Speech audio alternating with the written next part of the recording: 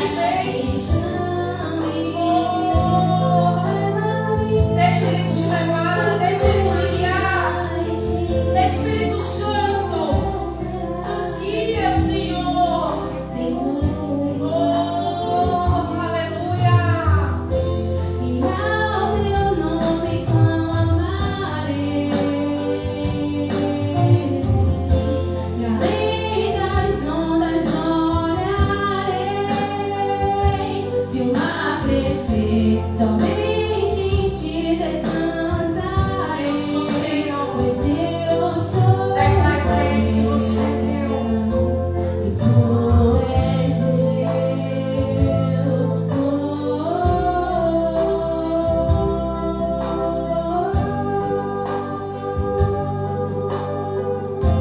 e ao teu nome clamarei, e além das ondas olharei.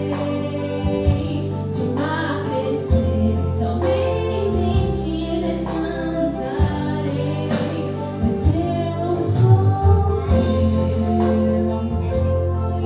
tu és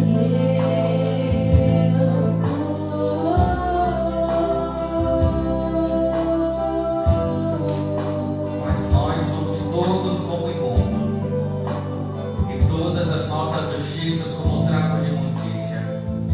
E todos nós caímos como a folha, e as nossas culpas como um vento nos arrebatam. E já ninguém há que invoque o teu nome, que desperte e te detenha. Porque escondes de nós o teu rosto e nos fazes derreter por causa das nossas iniquidades. Mas agora, ó Senhor, Tu és nosso Pai. Nós somos o barro e Tu o nosso oleiro. E todos nós somos obra das Tuas mãos. Não te enfureças tanto, ó Senhor, nem perpetuamente te lembres da iniquidade. Eis, olha para nós, nós te pedimos, todos nós somos o Teu povo. As Tuas santas cidades estão feitas em um deserto, Sião está feito um deserto, Jerusalém está assolada. A nossa santa e gloriosa casa em que te louvavam os nossos pais foi queimada a fogo, e todas as nossas coisas mais aprazíveis se tornaram assolação. Te conterias tu, Senhor, ainda sobre estas calamidades, ó Senhor? Ficarias calado e nos afligirias tanto. Fui buscado por aqueles que não perguntavam por mim, e fui achado por aqueles que não me buscavam.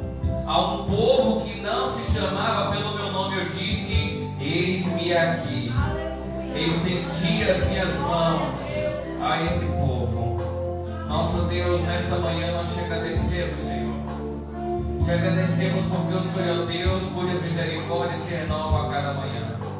Dobramos, Senhor, não apenas os nossos joelhos, mas dobramos principalmente os nossos corações.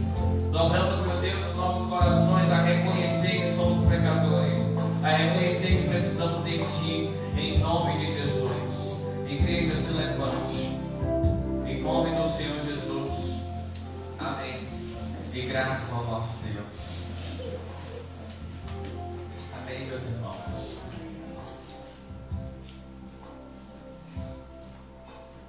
Mas agora, ó Senhor, Tu és o nosso Pai. Que o amor do Pai, que a graça do Filho, que a comunhão do Espírito seja conosco. Amém? Que tempo bom para estarmos na casa de Deus. Se sentem, por favor. Criançada de Jesus, Novinha, Israel, Marisa, Rubens, Flávia, Nicole, Pelô, Nina. Deus abençoe. Vamos começar nossa mensagem hoje lá em Mateus capítulo 16. Mateus capítulo 16. Nossa mensagem hoje ela consiste em 12 versículos para a gente começar.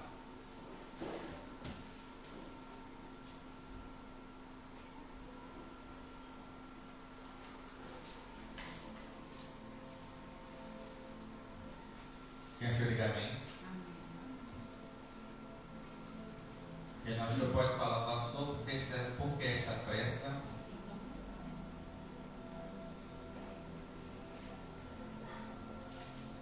O tema de nossa mensagem hoje é: você entende as coisas espirituais? Uma pergunta. Você, meu irmão, você, minha irmã, você é uma pessoa que entende as coisas espirituais na sua vida? Você consegue entender quando é alguém falando com você, uma pessoa falando com você, e quando às vezes é Deus falando com você por meio de alguém? Ou o contrário também, você consegue perceber quando é que alguém da sua família, que um momento está bem e em outro momento está mal, você consegue reconhecer quando as palavras vêm daquela pessoa, quando vem do espírito maligno? Você consegue entender os sinais que Deus te dá? Porque nós falamos de sinais não tem muito tempo, né? Nós falamos de como Deus ele nos dá sinais, Deus ele fala conosco. A questão é, será que nós temos capacidade para entender? Amém? Som, testando. Ficou baixinho, não foi? De um lado para outro. Mas não vou mexer agora porque isso aí vai ter que ser depois do culto. Então, irmãos, nosso tema é esse, tá? Você entende as coisas espirituais? E para a gente começar, eu convido você a colocar a mão sobre a sua Bíblia e orar comigo. Nosso Deus, em nome de Jesus, fale conosco a tua palavra. Nos dê, Senhor, um espírito de sabedoria, nos dê entendimento, nos dê a revelação, Senhor, que nós precisamos nessa manhã. Nós estamos desesperados, meu Deus, por ouvir a tua voz. Estamos sedentos, meu Deus, pela revelação da tua palavra. Nós temos fome e sede de ti, nosso Deus. Manifeste a tua graça, a tua misericórdia, nosso Pai, nessa manhã. E fale, porque a tua igreja ouve, Senhor. Tire desde já as distrações e todo empecilho, meu Deus, para que nós venhamos prestar atenção na tua palavra de corpo, alma e espírito. E nos dê coragem para ouvirmos e praticarmos, em nome de Jesus. Amém. Irmãos, vamos ler do versículo 1 até o versículo 12. Palavra de Jesus. E chegando-se os fariseus e os saduceus para tentarem Jesus, pediram-lhe que lhe mostrasse algum sinal do céu. Mas ele, respondendo, disse-lhes: quando é chegada a tarde, vocês dizem: haverá bom tempo, porque o céu está rubro, vermelho. E pela manhã, hoje haverá tempestade, porque o céu está de um vermelho sombrio. Hipócritas, sabeis a diferença da face do céu, e não conheceis os sinais do tempo? Uma geração má e adúltera pede um sinal, e nenhum sinal lhe será dado, senão o sinal do profeta Jonas. E deixando-os, retirou-se. 5. E passando os seus discípulos para outra banda, tinham se esquecido de comprar pão. E Jesus lhe disse: cuidado, acautelai-vos do fermento dos fariseus e dos saduceus. 7. E os discípulos pensavam entre si, dizendo: isso é porque a gente não comprou pão. 8. E Jesus, percebendo, disse: por que vocês estão pensando entre vocês, homens de pouca fé, sobre não ter comprado pão? 9. Não compreendem ainda, nem vos lembrais dos 5 pães para 5.000 homens? E de quantas alcofas levantaste, de quantos cestos vocês levantaram? 10. Nem dos 7 pães para 4.000 homens, e de quantos cestos levantastes? 11. Como não compreendem que não vos falo a respeito de pão, mas que vocês se guardem no fermento dos fariseus e saduceus? 12. Então compreenderam que não dissera que se guardassem do fermento do pão, mas da doutrina dos fariseus. Amém, irmãos? Para a gente começar a entender a mensagem de hoje, tem um caso aqui, um pastor aqui, ele conta que ele foi pregar, né, sobre dons do Espírito Santo, sobre a vida guiada pelo Espírito Santo. E depois do culto chegou o irmão e perguntou: poxa, pastor, eu gostei muito da palavra, só que eu tento orar, eu tento ter uma vida de oração e não consigo. Durante o dia eu já pedi a Deus: poxa, meu Deus, me ajuda a orar, me ajuda a ter uma vida de oração, me ajuda, Senhor, a ter esses dons aí, mas eu não consigo, pastor, parece que Deus não me responde. Aí o pastor foi e perguntou: poxa, meu irmão, é mesmo? Você já tentou orar de noite? Faz o quê? Você dorme, não consegue, está tão cansado que não consegue orar? É o quê? Aí o irmão foi e disse: não, pastor, eu acordo todos os dias às 3 da manhã em ponto. Eu não sei o que é. Eu estou dormindo, do nada, pum, eu abro os olhos. Quando eu viro para o relógio, ali, ó, 3 da manhã, cravado no relógio. E aí o pastor foi e disse: e você faz o que quando você acorda às 3 da manhã, com o olho aberto olhando para o relógio? Aí o irmão foi responder: poxa, pastor, eu viro para o lado e durmo de novo. 3 da manhã não é hora de fazer nada. Aí o pastor foi falando: mas se eu abestalhar, né, Deus te acordando para você orar e você voltando para dormir. Aí foi o que ele entendeu. Aquele irmão estava pedindo a Deus ajuda para orar, para buscar o Espírito Santo. Deus estava acordando ele todos os dias na mesma hora. Ele não tinha entendido que era Deus falando com ele. Você pode achar que de fato esse irmão ele foi muito tolo, relapso, né, distraído por não perceber que Deus estava falando. Mas talvez esteja acontecendo isso com você hoje. E aí nós vamos trabalhar, pelo menos aqui, nós temos 3 verdades na mensagem de hoje, irmãos. E a primeira verdade está entre os versículos 1 e 4. Qual é o contexto da mensagem? Jesus terminou de fazer o milagre dos pães e peixes, na segunda multiplicação. Está aí Mateus 15.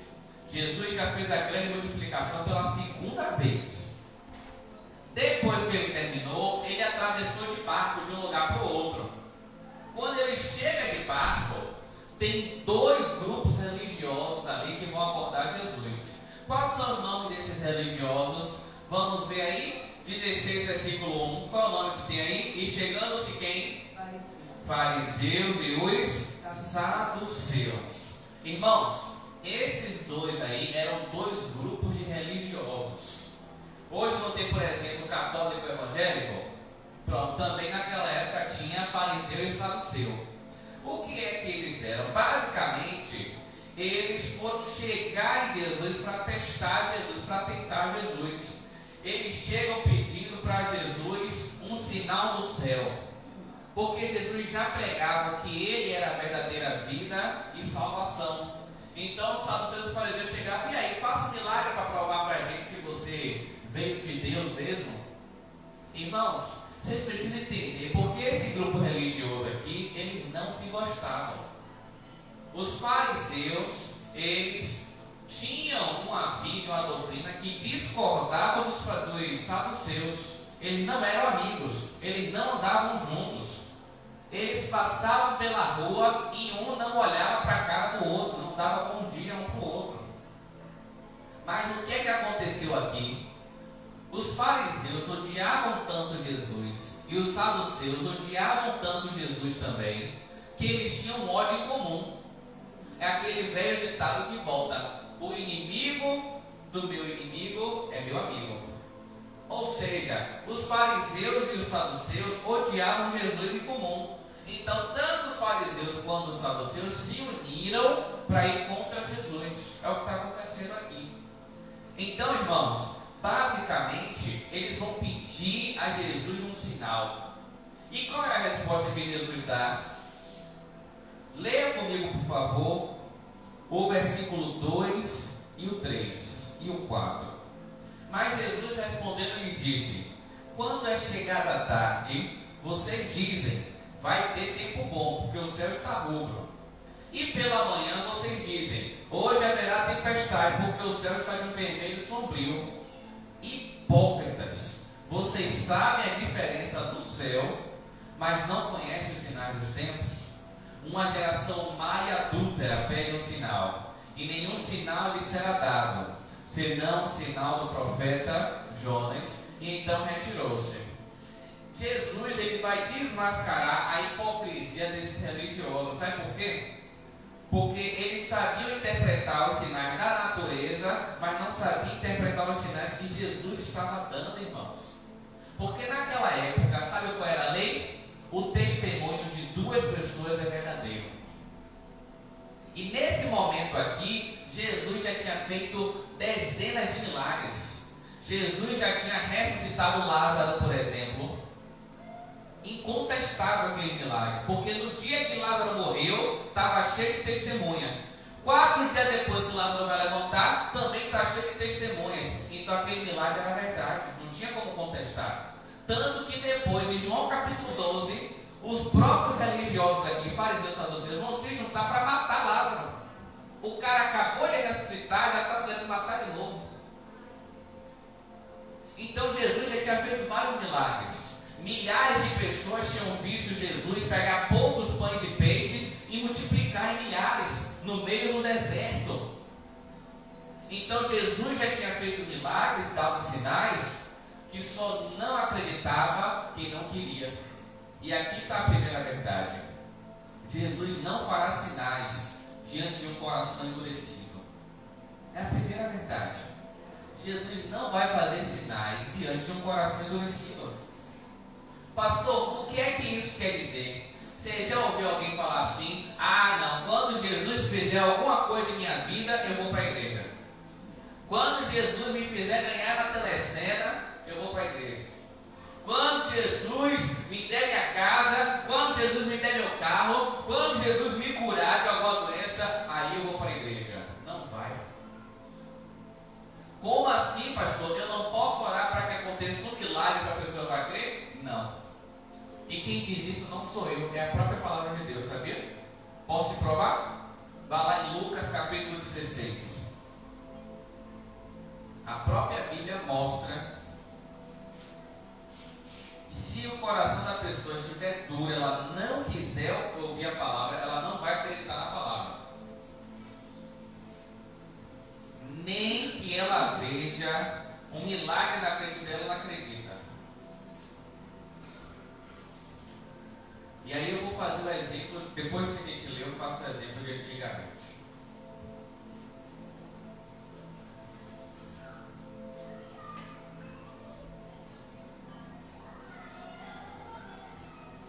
Lucas capítulo 16.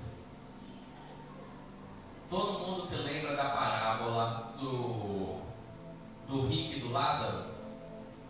Tinha um rico, muito rico, e tinha um Lázaro que era pobre, morador de rua. O Lázaro que era pobre, desejava comer as migalhas, ficaria na mesa do rico. Estão lembrados? E aí depois, o rico e o Lázaro morrem. O rico é condenado ao inferno e Lázaro vai para o céu. Lá no inferno, o rico vê Lázaro e Lázaro vê o rico separadamente, né? Tem um abismo enorme entre o céu e o inferno. Eu vou usar as palavras céu e inferno para fins didáticos, não vou usar a terminologia que está na própria passagem, porque eu tenho que explicar a vocês o que é céu de Abraão, o que é Hades, o que é Guerreiro, o que é Sheol. Eu não tenho tempo para isso. Mas basicamente, Lázaro foi para o céu e o rico foi para o inferno. Sabe o que é que o rico fala? Poxa, manda Lázaro. O rico falou com Abraão: manda Lázaro pregar para os meus parentes, porque se Lázaro ressuscitar e for pregar para os meus parentes, todo mundo vai acreditar. Vai ver o milagre e vai todo mundo se converter. Bora ver o que está escrito aí? Lucas capítulo 16, versículo 27. Olha o que o rico fala com Abraão. E disse ele: rogo-te, pois, ó pai, que mandes Lázaro para a casa de meu pai, porque eu tenho 5 irmãos, para que lhes dê testemunho, ou seja, manda Lázaro ressuscitar e pregar lá para os meus parentes. Olha como continua: a fim de que não venham também para este lugar de tormento. Aí 29. Disse-lhe Abraão: tem Moisés e os profetas, e os seus parentes ouçam eles. E disse-lhes: Não, pai Abraão, mas se algum dos mortos fosse ter com eles, eles se arrependeriam. Olha o 31. Porém Abraão lhe disse: se eles não ouvem a Moisés e aos profetas, tampouco vão acreditar, ainda que algum dos mortos ressuscite. Quem é Moisés e os profetas? É todo o Antigo Testamento. Ou seja, o que é que Abraão está falando aqui? Se a sua família não ouvir a palavra e receber a palavra, nem que o morto ressuscite na frente dele, ele vai acreditar. É isso que ele está falando. Se você hoje não acredita na palavra que está escrito aqui, que é o primeiro e o maior sinal que Deus já nos deu, por que Deus vai ter que fazer algum milagre na sua vida?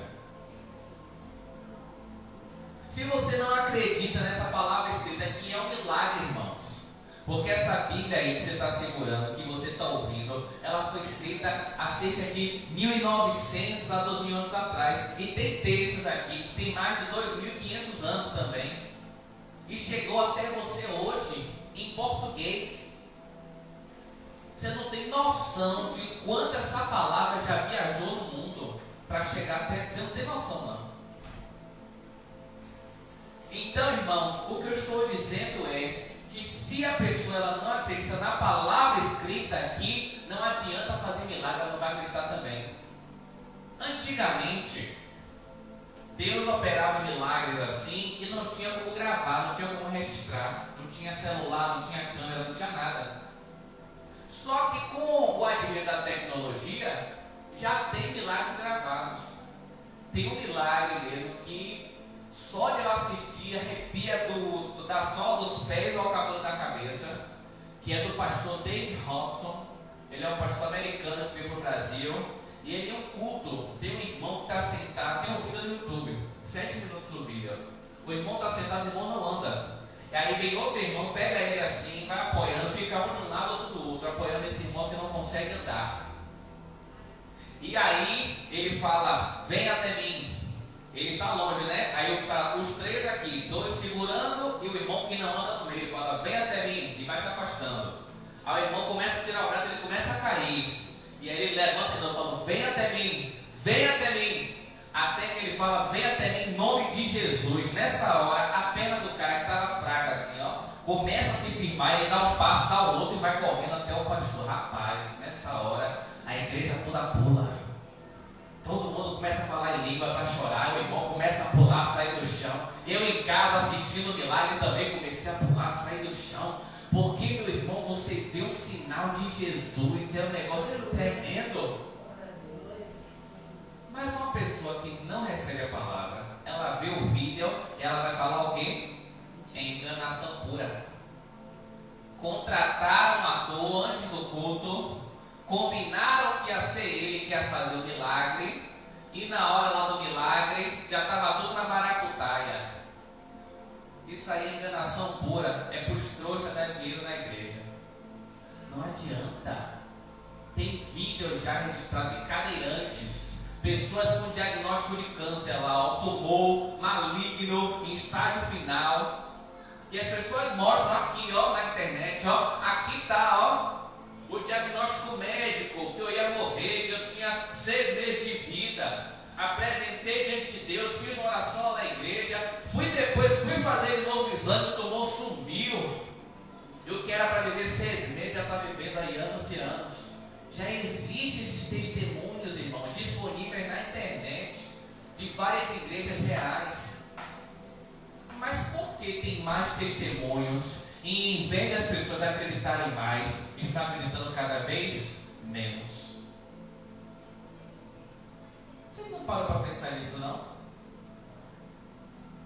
Por que que hoje é tão livre você acessar a palavra na palma da sua mão, mas parece que cada vez mais as pessoas leem menos a palavra, ouvem menos a palavra, acreditam cada vez menos na palavra?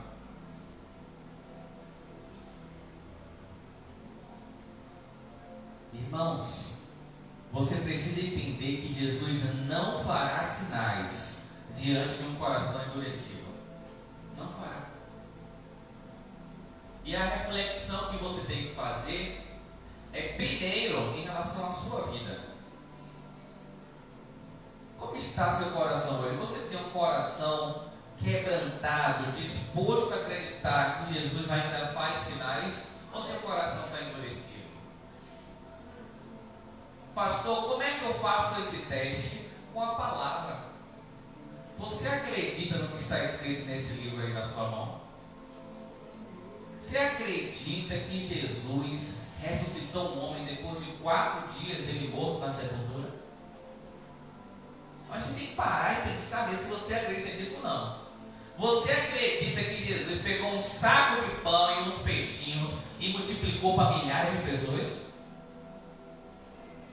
Você acredita que Deus fez um homem passar 3 dias na barriga de um grande peixe e depois tirou esse homem vivo da barriga desse peixe? Reflita.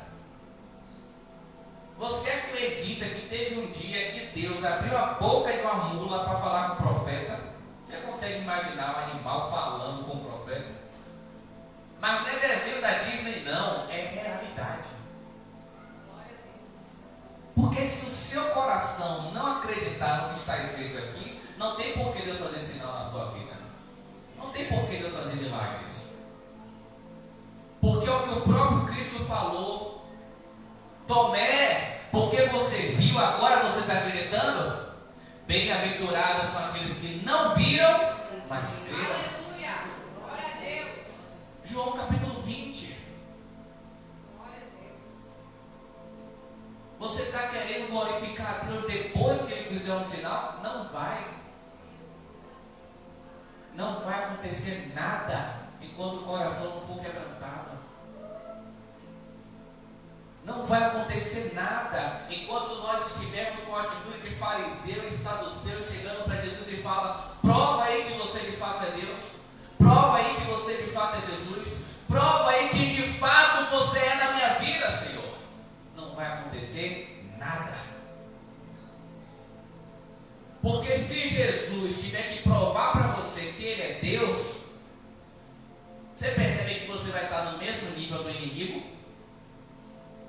Você percebe que a sua pergunta é a mesma pergunta que o diabo fez para Jesus no deserto? Se você é o Filho de Deus, faz o quê?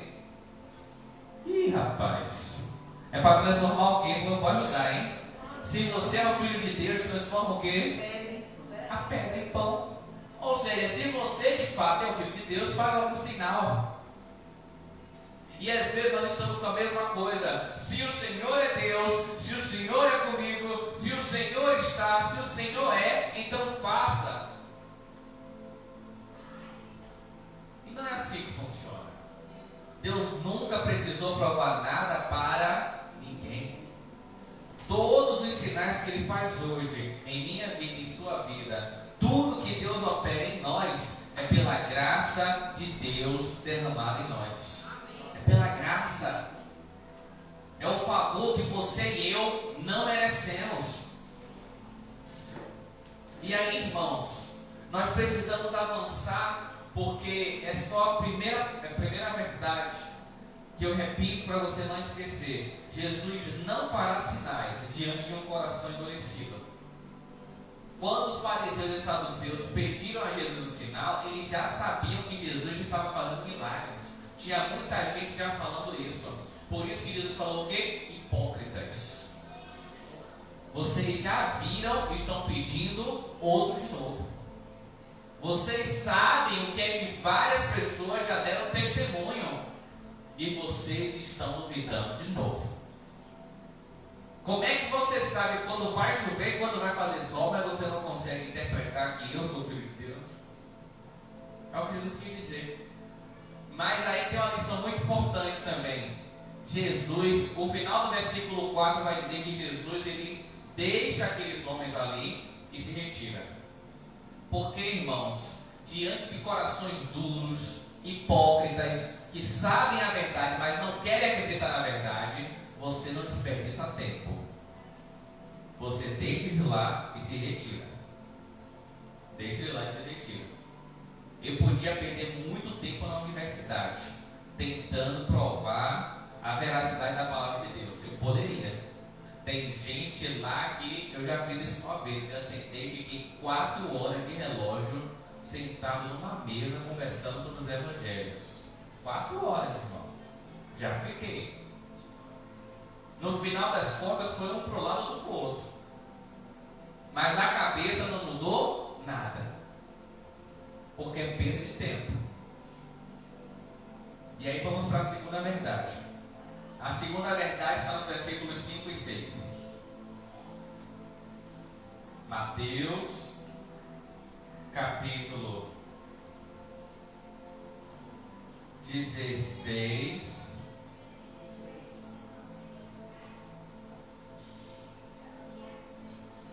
Você diz que não tenho tempo para isso. Mas fique, por exemplo, não tenho tempo hoje para falar sobre o assunto. Hades, Guiena, Sheol. Entendi. São os ensinamentos. Porque esse assunto é mais tenso. Ensinar a diferença entre seio de Abraão. Jesus, a palavra fala que Jesus levou cativo o cativeiro. Então isso aí já é tema de estudo teológico. Já é algo muito mais profundo da palavra para trazer. Não dá para trazer um culto de manhã assim. Vamos trabalhar hoje o que é que aconteceu antes de Jesus ascender aos céus e como é que é agora. Não dá para trabalhar isso. Mas é um tema muito interessante, viu? Aprender algumas coisas da Bíblia que não dá tempo agora. Mas eu entendi, pastor. Obrigado. Então, estamos respondendo a pergunta aqui. Você entende as coisas espirituais? E aí, olha só o que Jesus fala no versículo 5 e 6. Eles entraram no barco. Olha só o que diz no versículo 5. E passando seus discípulos para outra banda, o que foi que os discípulos esqueceram? De passar na padaria. Os discípulos esqueceram de comprar o pão para tomar o café mais tarde com Jesus. Aí o que é que Jesus fala no versículo 6? E Jesus lhes disse: adverti e acautelai-vos do fermento dos fariseus e dos saduceus. Você percebe como é interessante essa passagem? O pastor Luciano vai dar esse apoio aí com um levezinho. Eita, meu Deus.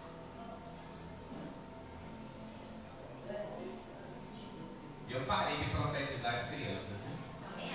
Eu parei de profetizar gente grávida aqui na igreja, porque estava com uma taxa de natalidade muito alta. Não estava acompanhando a inflação desse ano. Eu peguei o IPCA, tá um negócio sério. Mas voltando aqui, quando os discípulos entraram no barco para ir embora com Jesus, eles esqueceram de comprar o quê? Eles esqueceram de comprar pão. Aí o pessoal no barco só tinha um pão para 13 homens. Aí o pessoal estava falando: e aí, gente, como é que a gente vai dividir o pão aqui? Aí Jesus, ele aproveitou a oportunidade e falou: gente, vocês precisam tomar cuidado com o fermento dos fariseus. Aí o que é que os discípulos entenderam? Olha o versículo 7. E eles arrazoavam entre si, dizendo: é porque não fornecemos o pão. Em outras palavras, sabe o que é que o discípulo está falando? Os discípulos chegaram assim um para o outro e falaram: olha, você está vendo o mestre falando de fermento? Ele está dando indireta para a gente.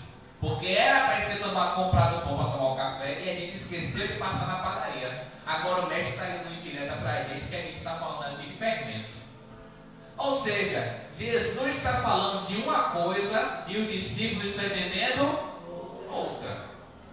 Jesus está falando de coisas espirituais e os discípulos estão entendendo coisas materiais. Eu fico na minha cabeça assim, como se Jesus ele fosse um professor de faculdade tentando dar aula para o menino da 5ª série. Ele tentando falar de umas coisas assim, falando: meus filhos, pelo amor de Deus, larga de brincadeira, eu estou falando de coisa séria e você está pensando em comer pão na chapa com manteiga, pelo amor de Deus. Eles estão preocupados porque eles vão comer, porque Jesus não está está se referindo a fermento de pão, mas ao fermento da doutrina, ensinamento. Doutrina significa ensinamentos, basicamente. Por que, irmãos? Porque justiça própria, formalismo e religião vazia era o que tinha com os fariseus. Assim como o liberalismo era com os saduceus. Em outras palavras, os saduceus hoje seriam a hipergraça. O que é hipergraça? Deus é amor, rapaz. Você não está congregando não? Deus entende você. Você não dá dízimo não porque está tudo apertado? Que Deus vai te abençoar mesmo assim. Como é que Deus que é pai vai deixar você passar uma coisa só porque está dando dízimo? Não. O que foi? Você não está mais abraçando, beijando sua esposa? Deus entende que você está cansado do trabalho. Você que é esposa não está mais respeitando seu marido, honrando seu marido? Deus sabe que ele que não presta. O lado dos saduceus é um lado que Deus entende tudo que você é, tudo que você passa e está passando mão na sua cabeça. Você não está ensinando seus filhos a seguirem Jesus, não? Não tem problema, Deus sabe que é porque você está chegando cansado no trabalho. Deus sabe. O lado dos saduceus é o lado que parece que Deus entende tudo que você passa e concorda com tudo que você passa. É o lado que diz assim, não está congregando, não tem problema. Poxa, você nunca doou 1 quilo de alimento, não tem problema. Deus sabe que você em casa está com as coisas apertadas. Poxa, você não conseguiu perdoar quem te ofendeu no passado, não se preocupe não. Porque Jesus sabe que perdoar não é da noite para o dia. A pessoa já tem 50 anos guardando rancor, mas ainda diz que Jesus é quem entende porque ela está daquele jeito. É um Deus tão amoroso, mas tão amoroso, que você é um pau torto que nasceu torto, até hoje não se endireitou e acha que quando chegar na porta do céu, Deus vai entender porque você chegou lá torto. Esse é o lado dos saduceus, que hoje se revela, irmãos, pela quantidade de igrejas que tem fora. Você quer servir a Deus e ser homossexual? Existe igreja. Você quer servir a Deus e já está com a terceira ou quarta esposa? Também tem igreja para você. Você quer servir a Deus cheio, vivendo a vida, tomando uma? Quer servir a Deus fazendo tatuagem o tempo todo? Você quer servir a Deus de qualquer modo? Tem igreja para você também. Esse é o lado dos saduceus hoje. Esses são os saduceus hoje. Agora, qual é o lado dos fariseus? O lado dos fariseus hoje é o que nós chamamos de legalismo. Sabe o que é legalismo? Se você não andar com a roupa social, você vai para o inferno. Você, mulher, está passando batom, botando brinco e botando pulseira, se prepare, que o fogo já está preparado para você. Esse é o legalismo. O legalismo é impossível chegar na igreja e ficar sorrindo, porque é tempo de Deus, tem que dobrar a cabeça, botar a cara no pó e chorar. É o lado da extrema religiosidade. É o lado, eu ouvi até um pregador um dia desse falando, oxe, dormir nu é pecado. Eu falei, oxe, como é que chegou nessa conversa? Que história é essa? Como é que a pregação chega nesse ponto de falar que dormir nu é pecado? Aí eu fiquei pensando, onde é que está na Bíblia? Eu fui buscar na minha biblioteca, eu não achei nada aqui. Aí eu falei, vou procurar na palavra. Aí ele foi e continuou, não, dormir nu é pecado, porque Jesus pode voltar a qualquer momento. E se Jesus pegar você de surpresa, vai ver você nu. Eu falei, que lorota, viu, rapaz? Parece que tem algum sentido, mas não tem nenhum sentido. Primeiro, porque foi Deus que te fez. Deus conhece você antes mesmo de você se conhecer. E a visão de Deus não é contaminada como a nossa visão. Tanto que quando Deus criou Adão e Eva, Deus não criou guarda-roupa junto. Porque não tem problema na visão de Deus, o ser humano está sem roupa. O problema de estar sem roupa é de um ser humano para o outro ser humano. O pecado está em nós, não está em Deus. E eu falei, que perda de tempo de na pregação consumir tempo para falar que não pode dormir nu Isso é legalismo. Ah, você só vai ser aceito por Deus se você usar roupa social, com a gravata aqui, até alinhada aqui a cintura, e Deus livre guarde o pastor falar uma gíria no culto. Se falar uma gíria no culto, vai para o quinto dos infernos. O legalista, ele não se mistura. O legalista, ele acha que se ele tiver no almoço de família com alguns familiares descrentes, ele acha que Deus vai condenar ele porque está andando ali com os pecadores. Ele falou, não, aqui ó, lá é porco, eu não vou lançar as pérolas aos porcos, não vou para aquele mesmo não.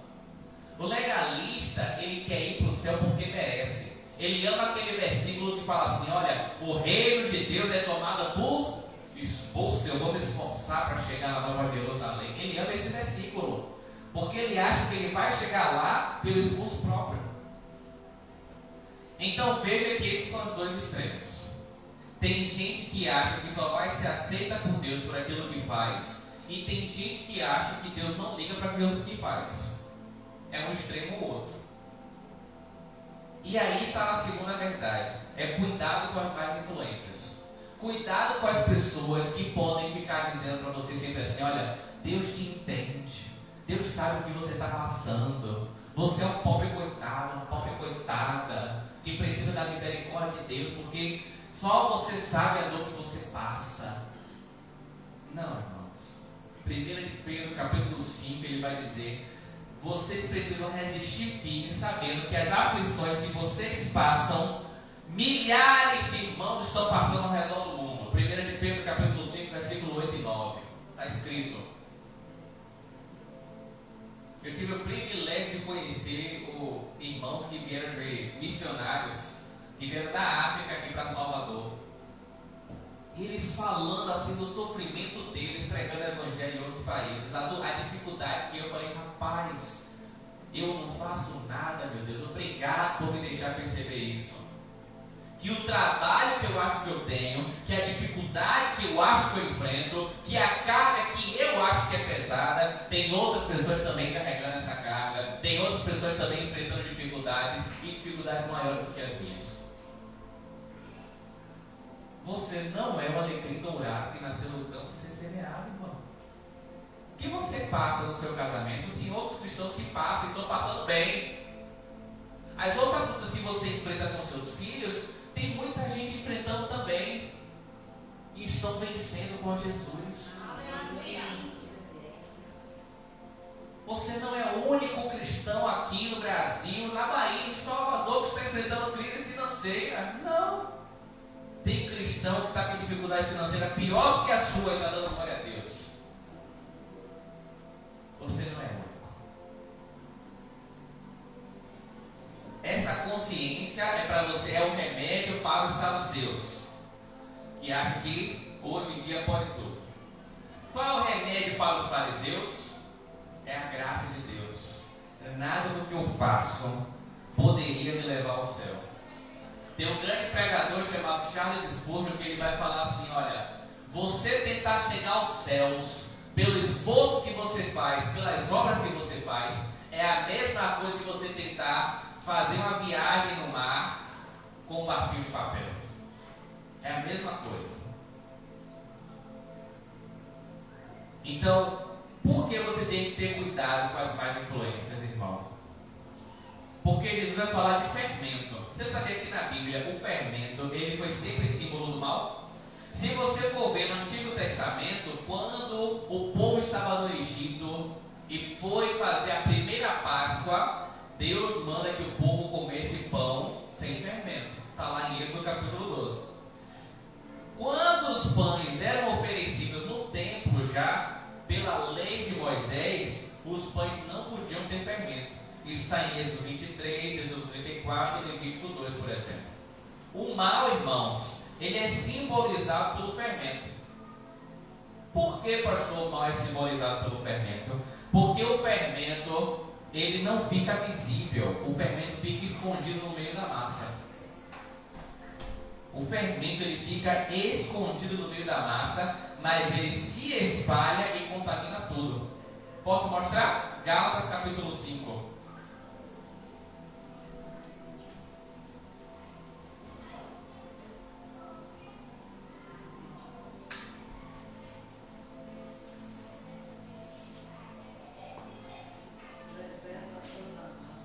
Gálatas capítulo 5.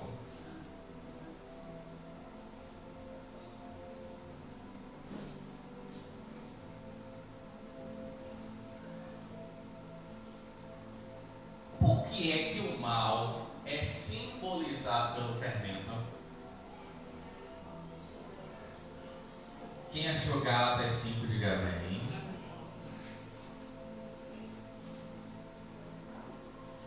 Eu vou me mostrar agora mais saduceu do que fariseu. Eu vou dizer, Deus entende que você ainda não achou a passagem, vai que dá tempo. Se eu fosse falar como fariseu, eu ia dizer, sabe por que não achou? Porque não está lendo o suficiente. Vai para o inferno por não ler o suficiente. Isso é o fariseu. Perceberam como é o comportamento de cada um? É mais ou menos assim. Eu estou dando exemplos para vocês entenderem como é que funciona a coisa. E hoje tem muitas igrejas nesse padrão, tá? A nossa igreja também precisa ter cuidado, para que nem fique pendendo para um lado nem para o outro. O problema é o desequilíbrio das coisas. Os fariseus tinham tudo errado? Não. Os saduceus falavam tudo errado? Também não. É aquela coisa, começa falando a verdade, no meio do caminho em diante, mistura com a mentira. Ou seja, é a massa e o fermento. Olha só, Gálatas 5, versículo 9. Só o versículo 9. Um pouco de fermento leveda toda a massa.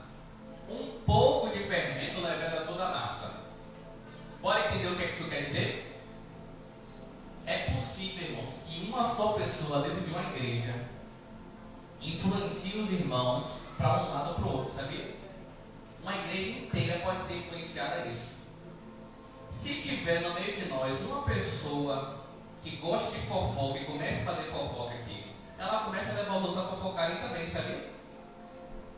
Nós, pastores que temos um pouco mais de anos de experiência, ou os irmãos que já têm um pouco mais de anos de experiência, já viram isso acontecer. É aquela coisa, o irmão chega e fala, poxa meu irmão, tudo bem contigo? Você viu fulana hoje? Está passando uma situação difícil, né? Deu até para ver do jeito que ela veio vestida também, mas não deu nem tempo de se arrumar, coitada. Bora orar por ela, né? Misturou o certo com o errado. A preocupação com o irmão e orar pelo irmão já começou a falar mal da roupa do irmão. Você vê como é que funciona? Uma coisa que parece que é certa, mas já começou a misturar com o errado. E aqui, irmãos, essa passagem é muito importante porque um pouco de fermento leveda toda a massa. Jesus está falando com os discípulos: se vocês não tomarem cuidado, um pouco do fermento dos fariseus e dos saduceus vai contaminar vocês. E aí é que está a segunda verdade. Quem é que está te influenciando hoje? É a segunda verdade. Cuidado com as más influências. Pastor, como é que eu posso fazer um teste para saber quem está me influenciando hoje? Uma pergunta simples. Quais são as 5 pessoas que você mais conversa ao longo da semana? Pense aí, quais são as 5 pessoas do seu trabalho, da sua família, das suas amizades que você mais conversa durante a semana? Pensou rapidinho? Conseguiu fazer uma lista? Agora pare e pense no que é que vocês se parecem. Seu amigo fala alto? Será que você fala também? Você conversa com alguém que gosta muito de futebol, de novela, de filme? Será que você também não está assistindo também? Não que seja pecado, estou trazendo exemplos de influência. Será que você conversa com gente que é infeliz no casamento, que não tem um bom casamento? Qual é a visão que você tem de casamento? Ela não é parecida com o que você conversa. Você está sendo influenciado e talvez você nem está percebendo isso. Você que é marido, está conversando com que tipo de marido? Que tipo de amigo que você tem que também é marido? Você pode estar tendo comportamentos parecidos com seus amigos. Você que é esposa, você que é mãe,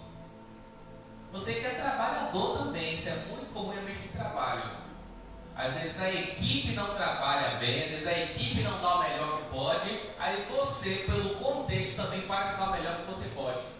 Porque fala assim, rapaz, o patrão é enrolado, a empresa não vale nada, aí todo mundo vai falando a mesma coisa e começa a se comportar do mesmo jeito. Então repito a pergunta, quem são essas influências hoje? E o interessante é que no Salmo 115, Deus vai falar sobre ídolos. E sabe o que é que ele diz? Que os ídolos não ouvem, não veem, não falam e não respondem. Aí sabe o que continua dizendo? E aqueles que adoram a esses ídolos também não ouvem, não veem, não falam e não respondem. Quer dizer que você se torna parecido com aquilo que você adora. Se o que está te influenciando hoje é o seu celular, é a televisão, se o que está te influenciando hoje é a rede social, você vai ficar parecido com aquilo que você ouve e assiste. Se você é a pessoa que gosta de ver a tragédia que passa nos jornais da manhã, da tarde e da noite, você vai ficar parecido com o que você ouve e vê nos jornais. Vai influenciar você. E eu estou dizendo isso, irmãos, porque esse alerta veio do Cristo que estava com os discípulos. Agora para e pensa. Jesus mandou os discípulos terem cuidado, sendo que Jesus estava presente fisicamente todos os dias com os discípulos. Ele mandou: olha, rapaz, tenha cuidado, viu? Porque se você se contaminar um pouco aí com esses fariseus e saduceus, o negócio vai pegar você também. O Cristo encarnado estava aqui nesta terra, do lado deles, falando com eles. Agora Jesus, que não está mais aqui fisicamente hoje, Jesus que você não está vendo nem ouvindo aqui fisicamente, você acha que o cuidado tem que ser menor ou maior do que antigamente? Maior ainda. Volta lá para eu te mostrar. Volta lá para Lucas agora. Porque eu falei de fermento. Então, qual é esse fermento aí? Nós entendemos que o fermento ele é símbolo do mal. Mas bora ser mais específico. Que mal é esse? Lucas capítulo 12.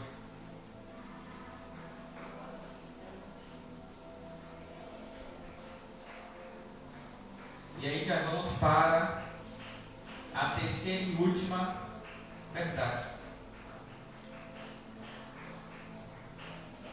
A segunda verdade que a gente está trabalhando é cuidado com as influências. Porque uma coisa leva a outra. Se você anda com gente pessimista, você vai se tornar pessimista. Se você anda com gente que xinga, uma hora você vai xingar também. Se você anda com gente que reclama da vida, se você anda com gente amargurada, angustiada, que só fala derrota, você vai estar no mesmo caminho. Porque, irmãos, é impossível você conviver com a pessoa e não ser influenciado por aquela pessoa. Não tem como. Olha só Lucas capítulo 12, versículo 1. Olha o que ele diz aí. Ajuntando-se, entretanto, muitos milhares de pessoas, de sorte que se atropelavam uns aos outros, Jesus começou a dizer aos seus discípulos: acautelai-vos primeiramente do quê? Do fermento dos fariseus, que é o quê? Hipocrisia. Você hoje é uma pessoa hipócrita? Pastor, o que é ser hipócrita? É você apontar que alguma coisa está errada com o outro e você está errado. É você ver o cisco na vida do outro e não está vendo a trave que está na sua frente. Ah, pastor, mas eu não falo nada de ninguém. Tudo bem, mas será que você gasta tempo pensando na vida dos outros? Porque, irmãos, esse fermento, ele é muito sutil. O fermento você não vê e o fermento não incha de uma hora para outra. Você deixa lá a massa descansando e com o tempo ela vai crescendo.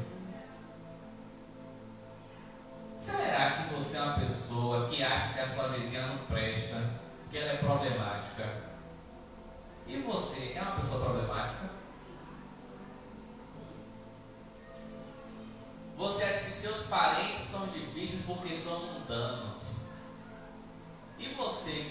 cristão, cristã, é uma pessoa fácil de lidar também? Eu falo isso, mas por causa de mim também. Eu sou uma pessoa que eu não gosto de imprevistos.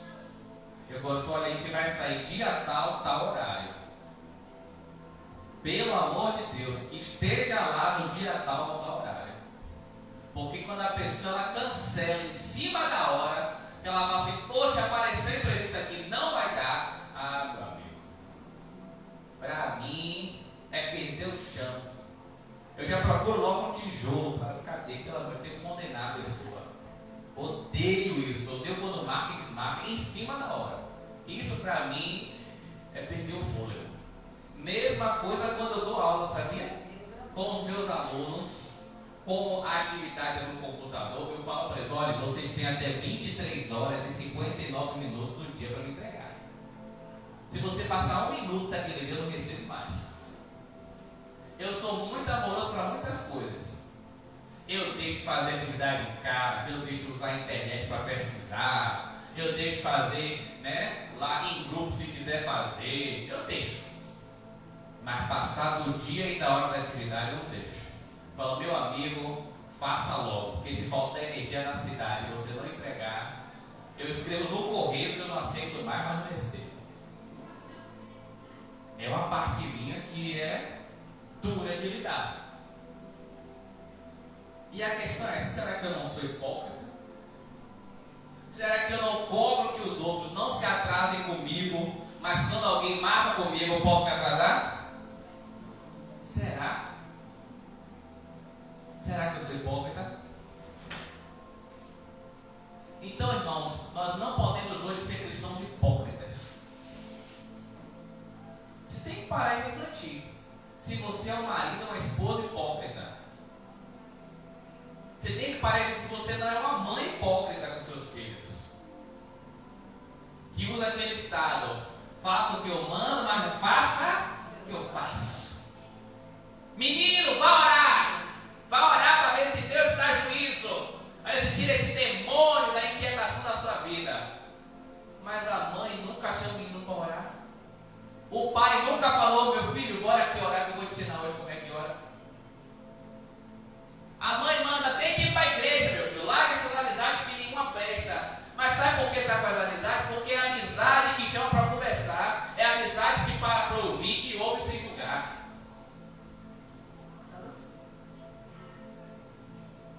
Temos que parar e pensar se nós não somos filhos e netos hipócritas.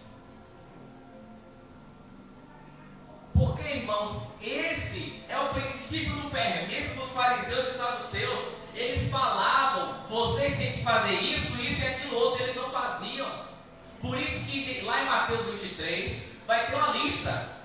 Jesus vai falar assim, olha, vocês limpam o exterior do prato e o exterior do copo, mas o interior está podre. Jesus fala, vocês são como sepulcros caiados. É um túmulo de morto, mas que por fora é todo pintado de branco. Está lindinho por fora, mas dentro fede. E isso está associado com a primeira verdade. É por isso que Jesus não fará sinais a um coração endurecido. Às vezes você manda o outro ler a Bíblia, às vezes você manda o outro buscar Jesus, mas como é que você está buscando Jesus? Como é que eu estou buscando Jesus, irmãos? Porque o título não vai te salvar, o tempo de igreja não vai te salvar. É necessário hoje, irmãos, que você entenda essa importância da influência. A influência é um negócio tão importante que em Marcos 8, Jesus vai ter que pegar um cego pela mão e tirar ele da aldeia. Jesus precisa tirar um cego do meio das pessoas, levar ele para fora da aldeia.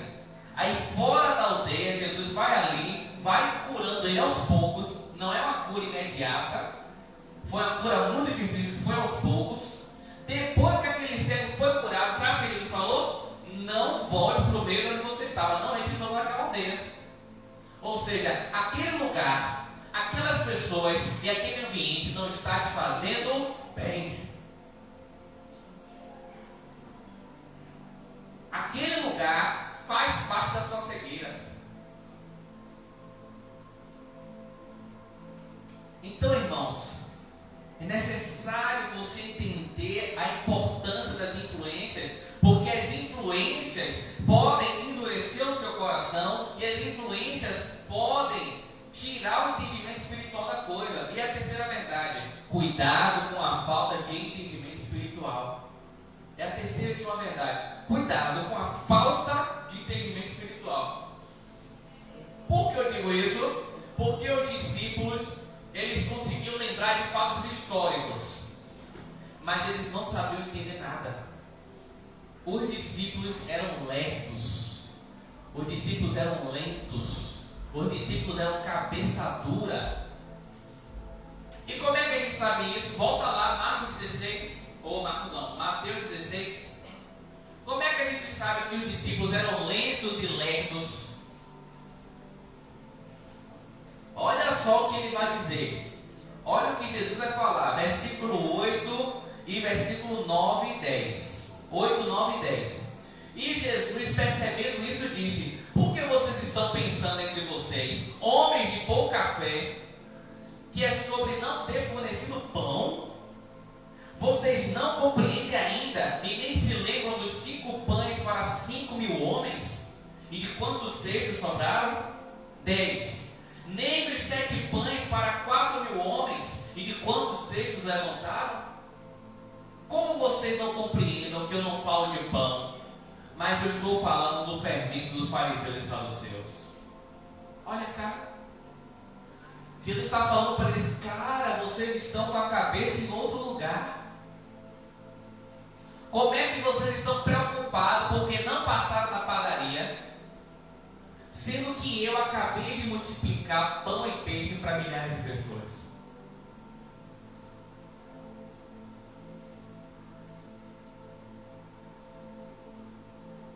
Homens de pequena fé.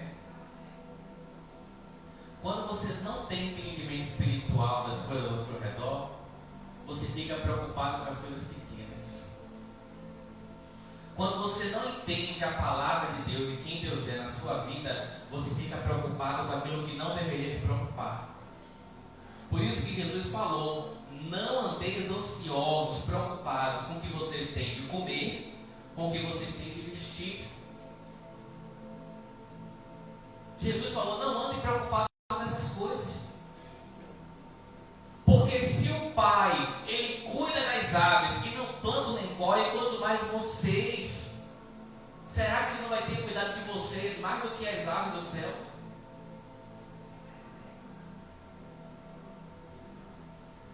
Mas às vezes a gente passa a semana toda tão preocupado com o trabalho, tão preocupado com as contas para pagar, tão preocupado com o mercado do mês, tão preocupado porque está chegando o final de ano e tem que comprar presente, lembrancinha para A, para B, para C, tem que fazer alguma confraternização. Está tão preocupado com coisas naturais, carnais, materiais, que esquece das preciosidades que estão na palavra de Deus. Jesus tem coisas excelentes para falar com você. Jesus tem sinais poderosos para a sua vida. E você está preocupado com boleto, com fatura. Jesus pode fazer, irmãos, infinitamente mais além daquilo que pedimos ou pensamos, segundo o poder dele que opera em nós. E andamos, e nós estamos andando como cachorrinhos debaixo da mesa, buscando migalhas. Quando ele está falando: desperte, meu filho, desperte, minha filha, porque eu não estou te dando migalhas, eu estou dando lugar na mesa para você comer esse fartar de pão.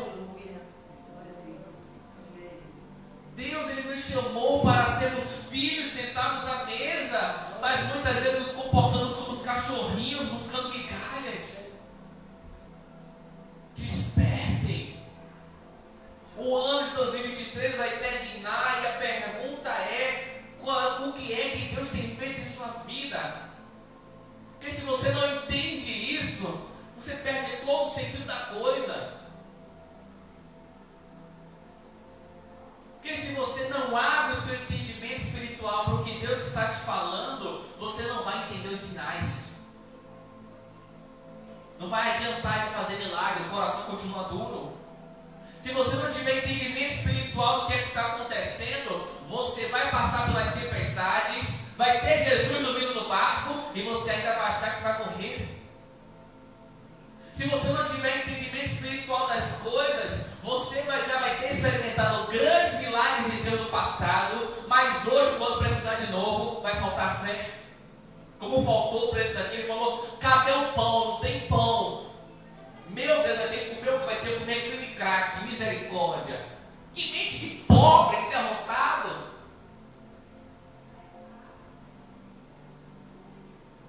Lembrem-se, em Cristo Jesus, irmãos, nós somos mais do que vencedores.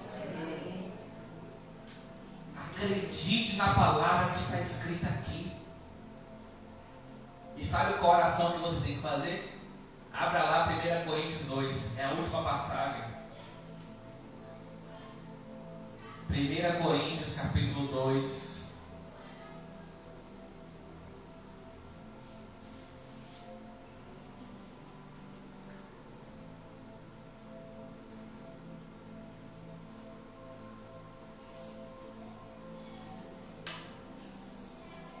Quando eu digo mente de pobre, eu digo mente de pobre entendimento, de pobre sabedoria. Eu digo uma mente que está voltada para as coisas naturais da terra, que não tem a visão de que Deus é Pai, e é dono do ouro e da prata, é o Deus que nos sustenta. Então é isso que eu quero dizer quando eu falo uma mente pobre, empobrecida, tá? E aí em 1 Coríntios capítulo 2, vamos ler os 3 últimos versículos. Versículo 14, 15 e 16. O homem natural não compreende as coisas do Espírito de Deus, porque lhe parecem loucura. E não pode entendê-las, porque elas se entendem espiritualmente. Mas o que é espiritual discerne ou julga bem a tudo, e ele de ninguém é julgado ou é discernido. Porque quem conheceu a mente do Senhor para que possa instruí-lo? Mas nós temos a mente de Cristo. Essa que tem que ser sua oração. Você tem que orar a Deus e pedir: Senhor, eu não quero ter uma mente natural que não compreende as suas coisas. Eu quero ter uma mente espiritual. Eu quero ter uma mente espiritual, Senhor, para eu acreditar naquilo que o mundo acha que é loucura. O mundo acha que é loucura o seu familiar largar a bebida, largar as drogas. O mundo acha que é loucura o seu ente querido se converter a Jesus. É nisso que você tem que acreditar. O mundo acha que é loucura a sua situação financeira não dá. O mundo acha que é loucura Deus operar com cura na sua saúde. É isso que você tem que acreditar. O mundo acha que é impossível Deus fazer sinais. O mundo acha que nós estamos aqui por mera religiosidade. Justamente no oposto que você tem que acreditar. É você rejeitar a hipocrisia dos fariseus. É você rejeitar o legalismo dos fariseus. É você rejeitar essa coisa da hipergraça aí fora, que Deus pode tudo, que Deus deixa tudo aí fora. Não dizer assim: não, eu creio no Deus que escreveu a palavra. Porque, irmãos, a fim de que você seja guardado da hipocrisia e da dureza de coração, ore hoje pedindo a Deus sabedoria. Você precisa pedir a Deus sabedoria e entendimento, porque Deus já te deu a mente de Cristo. Amém? Vamos orar? Se coloca de pé, por favor. Se coloca de pé, por favor.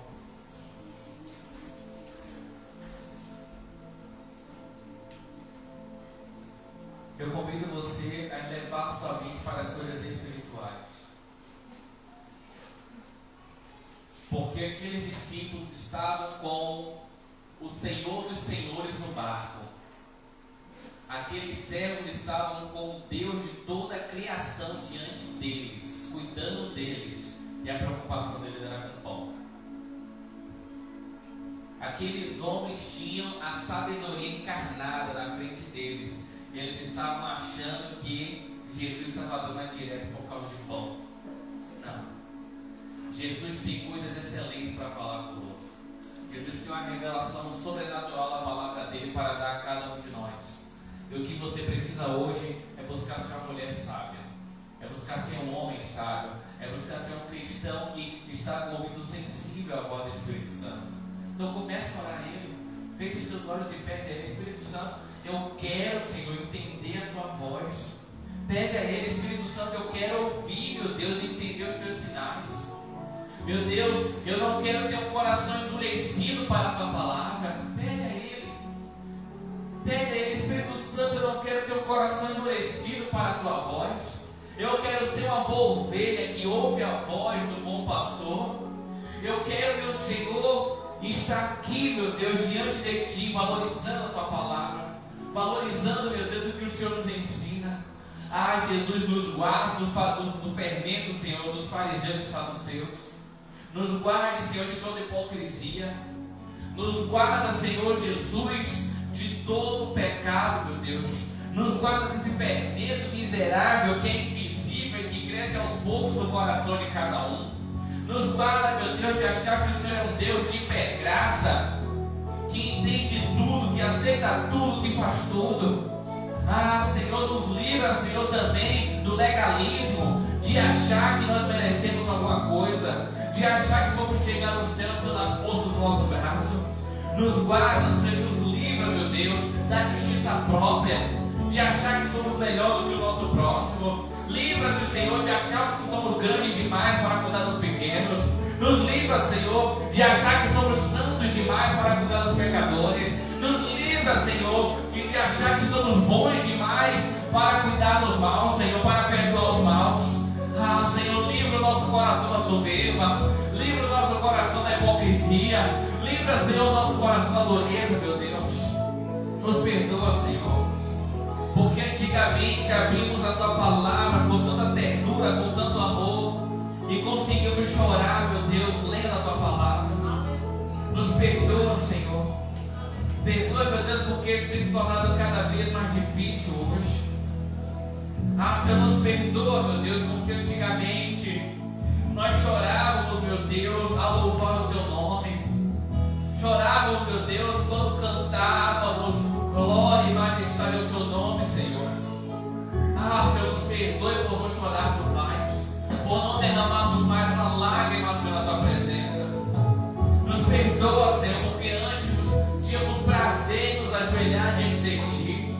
Tínhamos prazer, Senhor, em orar o Teu nome com tanta facilidade. E hoje, meu Deus, às vezes é tão difícil orar, às vezes é tão difícil buscar, às vezes é tão difícil, meu Deus, nos render a Ti. Nos perdoe, Senhor. Nos perdoe, nosso Deus, porque, Jesus, queremos estar aos Teus pés. Queremos, meu Deus, nos preocupar com as coisas espirituais. Se o Senhor declarou na palavra, não andem preocupados com o que vocês vão comer, beber ou vestir, nós não queremos andar preocupados, Senhor, com o que nós vamos comer, beber ou vestir. Nos ajuda, Senhor, a pensarmos nas coisas do alto. Nos ajuda a buscarmos as coisas do alto, Senhor, como declara a Tua palavra. Em nome do Senhor Jesus Cristo. Em nome do Senhor Jesus.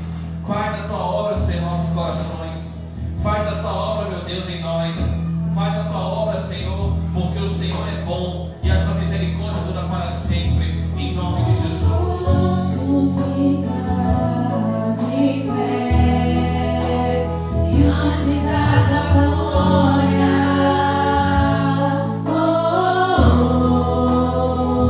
Eu não posso ficar de